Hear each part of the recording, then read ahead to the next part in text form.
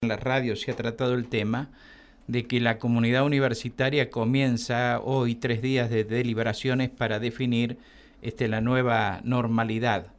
Los diversos claustros han sido convocados para debatir acerca de cómo deben organizarse las actividades a partir del año próximo, considerando la experiencia surgida del funcionamiento durante la pandemia. Esta es una disposición del Consejo Superior para precisamente disponer cómo van a ser las tareas el año, a partir del año venidero.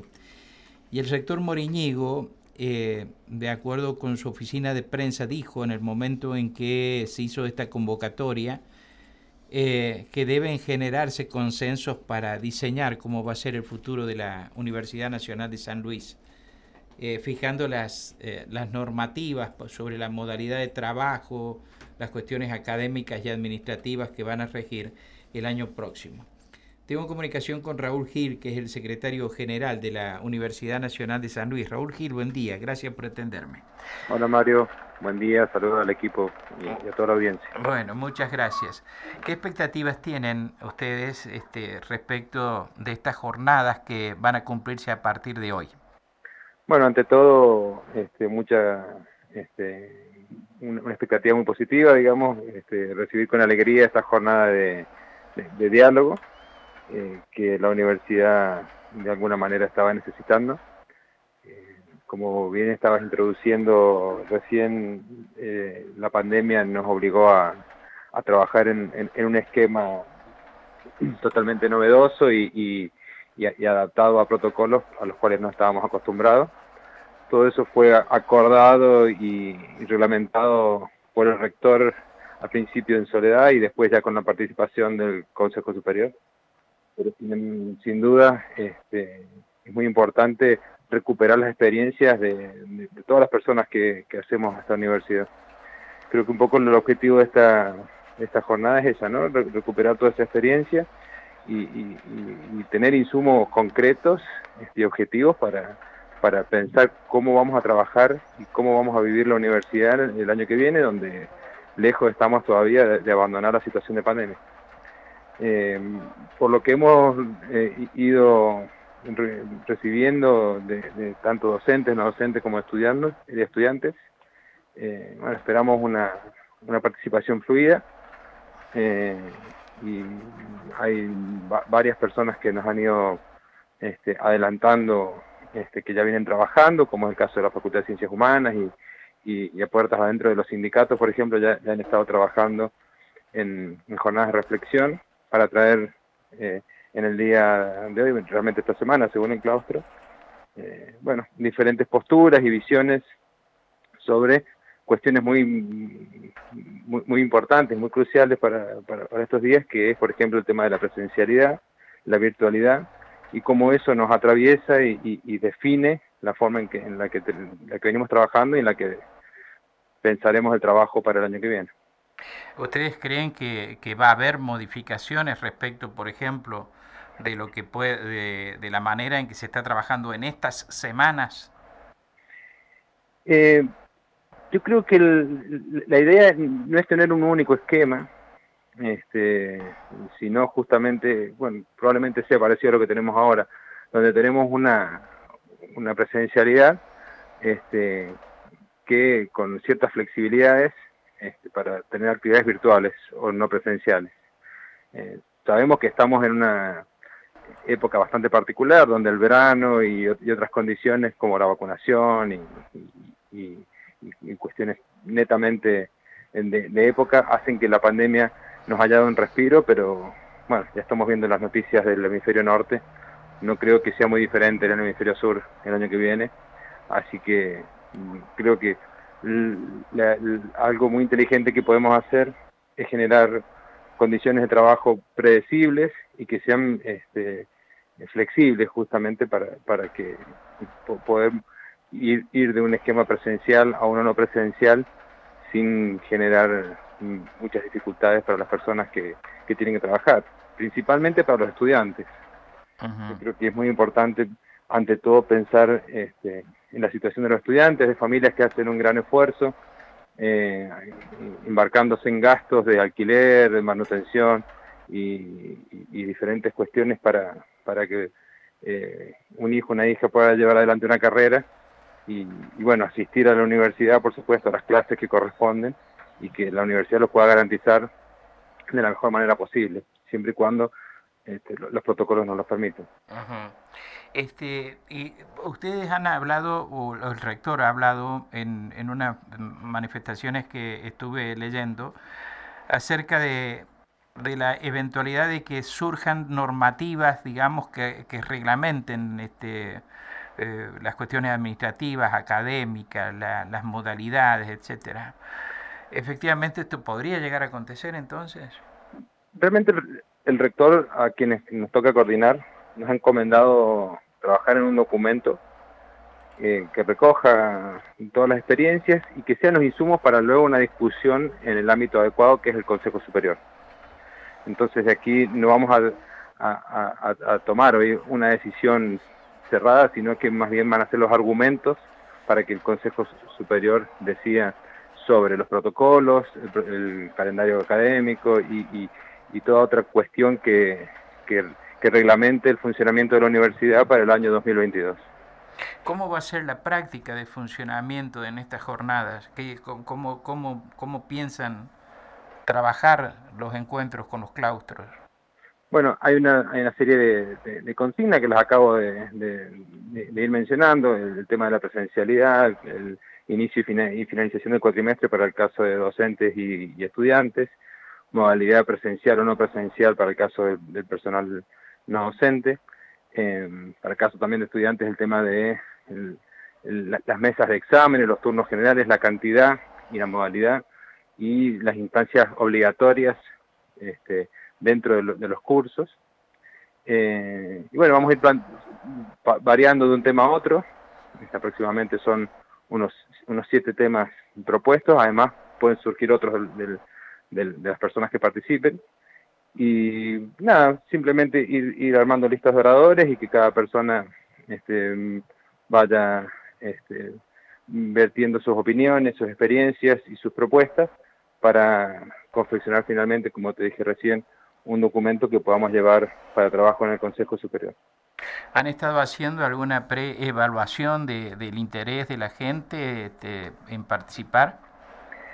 Realmente la propuesta fue discutida en el seno del Consejo Superior, donde inicialmente fue muy bien recibida. Después, en conversaciones con los representantes de los diferentes claustros, que son o los centros de estudiantes o la Federación de Estudiantes, los sindicatos docentes, que sabemos que tenemos 3, y el sindicato no docente. Y claro, con cada uno de ellos hemos estado conversando estos ejes y las preocupaciones que nosotros tenemos coinciden. Por supuesto, con la particularidad de cada claustro. Podríamos decir que en el caso del claustro de docentes y estudiantes tienen intereses muy parecidos, a menos se podría decir que las agendas son espejadas. En el caso del claustro no docente la situación es diferente, tenemos asimetrías o desbalances en la asistencia a los diferentes espacios de trabajo en la universidad por la pertenencia al grupo de riesgo de algunas personas, por el esquema de vacunación completo o no, y bueno, diferentes situaciones que hacen que se generen algunas dificultades que bueno, hay que abordar con los recursos que tenemos y con las posibilidades que nos brinda la pandemia. Todo eso lo hemos discutido principalmente haciendo uso de los interlocutores que tenemos a través de los sindicatos o de los representantes y, por supuesto, como te decía recién, con el órgano natural de discusión que ha sido el Consejo Superior, donde ya se presentó en la sesión anterior esta propuesta y se estuvo conversando al respecto. Obviamente el retiro voluntario que se ha dispuesto puede tener incidencia entonces en las definiciones que surjan acá. Es algo paralelo, pero sí, claramente puede quedar vinculado de lo que aquí, con el resultado de lo que aquí surja. Esperamos que las personas que tienen por protocolos la posibilidad de no asistir, digamos, por cuidado de la salud, porque pertenece al grupo de riesgo o por alguna otra situación, evalúen con buenos ojos la posibilidad de acogerse al retiro voluntario anticipado, que comentario al margen, es algo totalmente inédito para la universidad y son unas condiciones bastante buenas para el trabajador, comparándolo con el régimen jubilatorio del personal no docente. Javier. Sí, Raúl, ¿cómo le va? Javier Mami lo saluda. Hola, Javier. Justamente con relación a lo que decía recién, esto de que, bueno, los diferentes claustros pueden llegar a tener posturas e incluso contradicciones, como se ha visto y puede verse ahora también en esta jornada de diálogo. ¿Cómo pueden llegar a un documento de consenso? ¿Cómo lo pueden llegar a plasmar? ¿Será a partir de ideas de ustedes, de acuerdo a lo que hayan dicho durante estas 3 jornadas? ¿O volverán a reunirse ya con todos los sectores? Está previsto que el trabajo ese lo realice el Consejo Superior, ¿verdad? Que a la hora de contemplar instancias tanto académicas como laborales para el año 2022, cada decisión tenga el fundamento y el argumento correspondiente y adecuado, y creo que la mejor manera de tener argumentos sólidos es justamente consultar a las bases, ver qué es lo que la mayoría opina o siente con relación a algún punto en particular, y de allí surgirá después la dinámica de la democracia. Después probablemente tengamos 2 posturas distintas, y bueno, habrá que ver cómo resulta eso después en el Consejo Superior y cómo se plasma en una reglamentación. La idea es no ser prohibitivo ni excluyente en ninguna determinación, sino más bien escuchar, justamente uno se le escucha, y tener la información lo más objetiva posible y de primera mano, siempre por supuesto que sea posible. Porque preguntaba esto porque, bueno, ha habido un mensaje muy importante que difundió la universidad en estos últimos días, que es el censo estudiantil, donde participaron casi 11.000 estudiantes, por ejemplo, y el 80% cree que se debe seguir implementando la educación virtual. Entonces, es muy probable que las posturas vayan cambiando, porque yo no creo que estos 11.000 estudiantes participen, ¿no?, de las jornadas. No, va a ser muy difícil seguramente. Claro. Sin embargo, es muy importante contar justamente con la mayor presencia y por supuesto con los delegados de los estudiantes, que son los representantes en los centros, para poder recoger las diferentes posturas.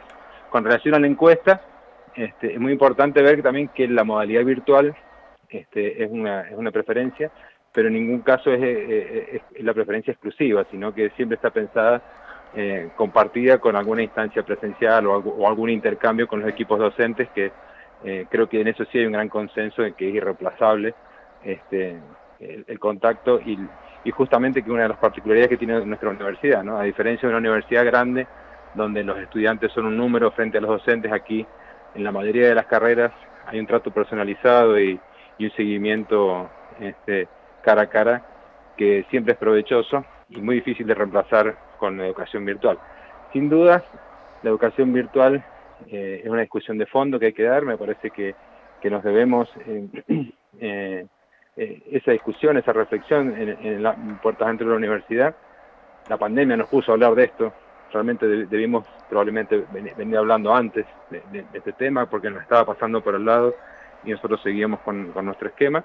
Pero bueno, hoy en día estamos con esta realidad y la verdad es que es algo que claramente tenemos que replantearnos y revisar y diseñar de la manera que la universidad se merece, con un nivel de educación superior, con educación de calidad, gratuita y masiva, como es lo que la universidad se propone. Entonces, bueno, por supuesto, veremos qué surge. Creo que la virtualidad en la universidad va a estar presente en cualquier esquema que planteemos, pero sin duda estoy convencido de que no va a ser exclusivamente virtual, sobre todo las instancias educativas de la universidad. Muchas gracias por atendernos, Raúl. Muchas gracias. Bueno, gracias a ustedes por el llamado. Buen día. Buen día. Raúl Gil, el secretario general de la Universidad Nacional de San Luis, estuvo esta mañana aquí en Nada Secreto en Radio Universidad.